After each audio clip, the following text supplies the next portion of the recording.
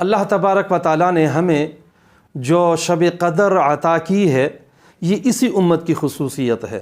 چنانچہ پچھلی امتوں میں سے کسی امت میں، کسی مذہب میں، کسی پیغمبر کو اور ان کے امت کے لوگوں کو یہ رات نہیں دی گئی، صرف اسی امت کی یہ خصوصیت ہے۔ اور اس کا واقعہ احادیث میں آتا ہے۔ آپ صلی اللہ علیہ وسلم نے ایک مرتبہ بنی اسرائیل کے ایک نیک شخص کا ذکر کیا کہ وہ ساری رات تہجد کی نماز پڑھا کرتا تھا اور پھر سارے دن اللہ تعالیٰ کے راستے میں جہاد کیا کرتا تھا، اور تقریباً اس نے 1000 مہینہ تک اس طرح زندگی گزاری۔ اللہ تعالیٰ کی عبادت بھی کر رہا ہے، جہاد بھی کر رہا ہے۔ 1000 مہینے سے تقریباً 83 سال 4 ماہ بن جاتے ہیں، تو یہ تو بہت لمبی زندگی ہے۔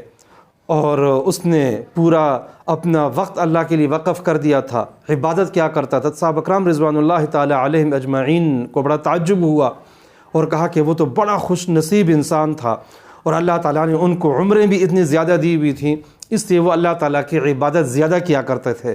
تو اس پہ حیرانگی ہوئی، تعجب ہوا۔ تو اللہ تبارک و تعالیٰ نے لیلۃ القدر کے بارے میں سورہ قدر نازل کی اور اس میں بتلایا کہ میں نے اس امت مسلمہ کو ایک رات دی ہے جو سال میں ایک مرتبہ آتی ہے، اور وہ ایک رات 1000 مہینوں سے بھی افضل ہے، برابر نہیں بلکہ افضل ہے۔ افضلیت کتنی زیادہ ہے اللہ نے اس کی تعین نہیں کی، بہت زیادہ ہے۔ یعنی یہ خاص طور پر ہم پہ انعام ہوا کہ سابقہ امتوں کے لوگ اگر 83 سال 4 ماہ عبادت کیا کرتے تھے تو وہ ساری کی ساری عبادت ہم ایک رات میں کر سکتے ہیں، اور وہ پوری کی پوری فضیلت ہم حاصل کر سکتے ہیں۔